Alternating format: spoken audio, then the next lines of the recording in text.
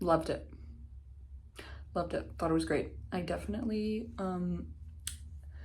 the reason I watched Obsession was because I heard it was a good movie, but more importantly, the reason I watched it today in the middle of the day was because I was a little hungover and I had like 3 hours before work and I was like, I'm gonna watch a movie, and it was awesome. Just watched on my laptop, that one right there, and I was like, yeah, throw it on. It was great, really enjoyed it. The reason I also watched it was, the reason it was top of mind was because I was listening to Nymphet alumni, shout out those three, and Megan, who put me on, and said they were talking about how Indy Navrat has Twitch streamer face. They're like, everyone talks about iPhone face, but she has Twitch streamer face. That's actually true. That's really true. Yeah, she does. But no, it was literally the story about how one man's cowardice killed two women and apparently also his friend, but who freaking cares? Oh, well, I guess she didn't really die because she came back in the end, but her soul died for sure, and she probably will go to prison. I'm gonna watch Backrooms next, and then we're gonna compare and contrast, because those two were the big internet horror movies that were like in the theaters at the same time. And yeah, I think it's important to be culturally relevant, so let's do that. Oh my god, it looks like she's eating, it looks like she's spaghetti and the tramping this charger cord. Oh.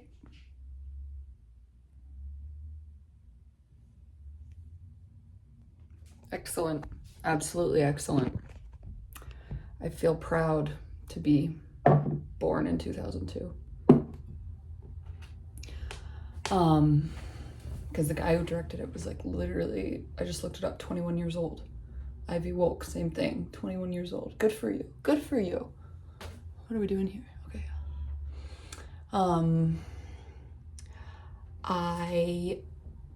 I don't feel the need to pit two beautiful women against each other because I enjoyed both movies and I'm happy they exist. But for the sake of, you know, cultural commentary, we will compare and contrast. Probably enjoyed Backrooms slightly more because it was a bigger thing to pull off and they really pulled it off. Obsession was cute. You know what I mean? Obsession was smaller scale. It was a little silly. The whole premise, the One Wish Willow, like it's so stupid. It's a Goosebumps book. Obsession is a Goosebumps book, and Backrooms is a climax of a huge, long piece of internet lore. The moment I found out they were making this movie, I was like, at first I was like, why didn't they do that earlier? And second off, I was like, they better not fuck it up. And you know what? They didn't. In fact, I think that they elevated the source material. I really do. And you know why? Because they mentioned the fact that it was based on memories and stuff. Well, you know what? The whole Clark scene with he's at the dinner table and stuff, not every single moment of it was fantastic, obviously. Like, whatever. Like, when he was like, oh, you can eat them, and was like ripping out the guy's stomach, I was like, okay. And then the guy in the wheelchair with the lamp, I was like, oh. I don't know, we didn't really need that, but none of that matters because I still think that it was really good. And the whole memory thing, like, it was touched on the fact that it was trauma related, thought loop, thought memory, like all of the negative space around the storyline with the therapy and the listening to the audiobook and stuff like that. It's obvious that it has to do with memory, but it wasn't like a full-blown explanation. Because yes, although Clark full-blown explanated it, he was guessing, he doesn't know, he is crazy. He died immediately after that because he thought he had a handle on things. You can't understand it. And these fucking doctors in their Among Us suits are only gonna be met with futile. It's an impossible task, right? That's my guess. That's like, he was like, both of us only want the same thing. We want to get out of here. I was like, I don't think that's what she wants. I literally think she wants to go home. She wants to go home. Maybe she doesn't. Maybe she does. I mean, she's a therapist, so maybe there's like the secret thing to conquer it, but she was a good final girl, so to speak. I don't know. I really enjoyed it. The art production was fantastic. Art production in Obsession was good too. But like I said, it was just way more simple. Like after I saw Backrooms, it was really blown out of the water. And you know what? I also listened to the whole song that the ending credits played. And it's so good. I think the director also made the music. I don't know. I could look it up, but you could too. So who really who gives a rat's ass?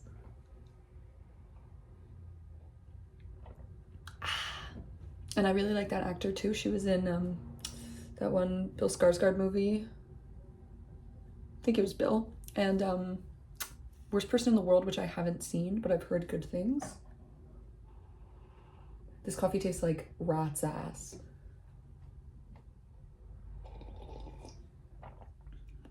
But yeah, and like if we're talking about memory and thought loop and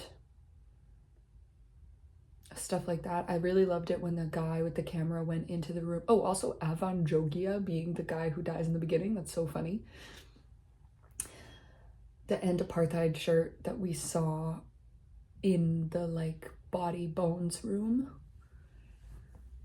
It wasn't Body Bones, it was the laundry room when he goes down the thing and then he sees the shirt that he was wearing earlier. That's kind of like a good, like it's like a reverso of time, because we know that he's gonna die later, and it's like the monster drags the bodies down there and like probably like owl pellets vibes, like spits out their clothes. That's why it stinks down there. And it's all stained. Like everything else is pretty pristine, but that one is obviously some sort of den of sorts. And while we're on the monster,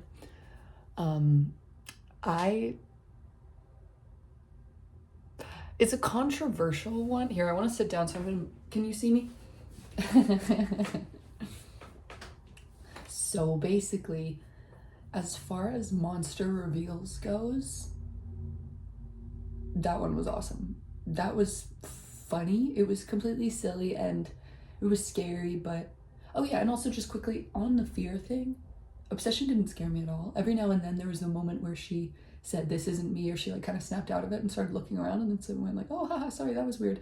Like I got scared for that, but like never, like when she, like none of that shit really scared me. I was not scared. I was scared during Backrooms. I was frightful. Dude, I've been watching them in the day. I watch them both before work because I work nights.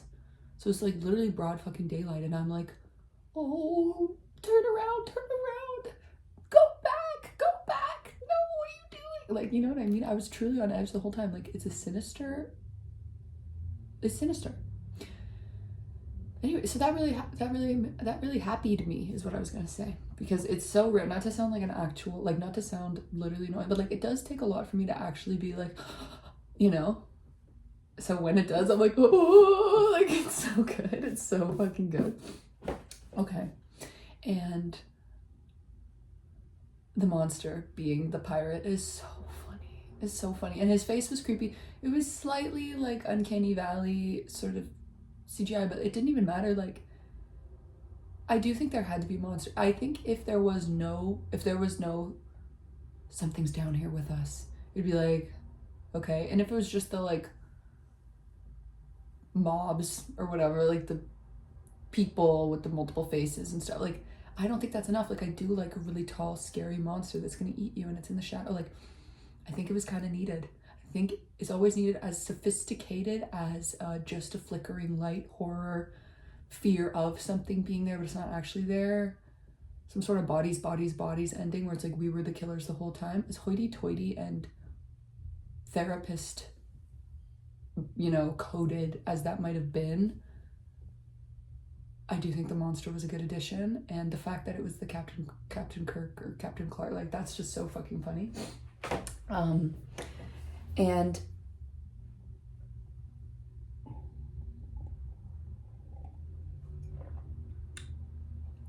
I'm sure I have more to say, but there's one more thing that's really coming to mind. I would love to see an attempt of, I don't think it's needed, like Lego Dune game movie is needed, like Lego Dune game is needed, like that needs to happen.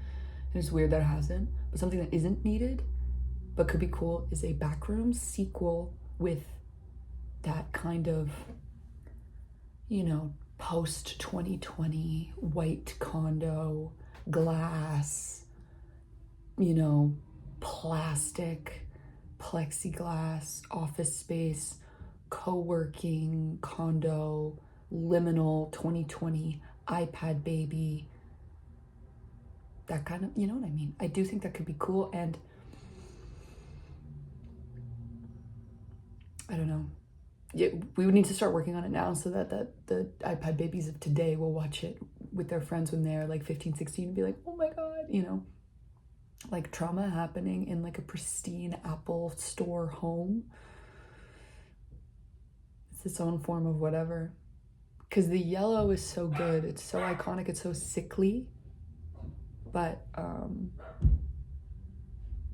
if we're talking about like dated architecture, dated, you know, dated interiors, there's something to do with what I just said that could really work. And even Obsession had that sort of grandma vibe. Like the cars were old, the home was old.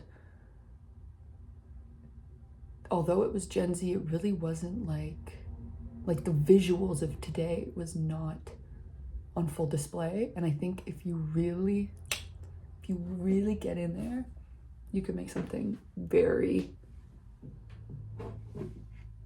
accurate. I don't know. It's just so hard to see yourself depicted accurately on screen. And I thought Obsession did do that to a good extent with the whole Gen Z sort of whatever, like zeitgeist. Like it's literally about someone being too anxious to make a move. I don't know. Anyways, I think I'm rambling now, so I guess, well, okay, I'll let you go. You know when you hear your grandma or mom or anyone in your family, and they're like talking normally on the phone. Well, I guess I'll let you go there. Uh-huh. All right. Yeah, all right. Bye-bye now. I do that on purpose all the time because I think it's funny. I go, yeah, all right.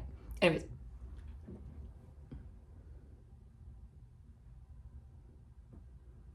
Bye-bye now.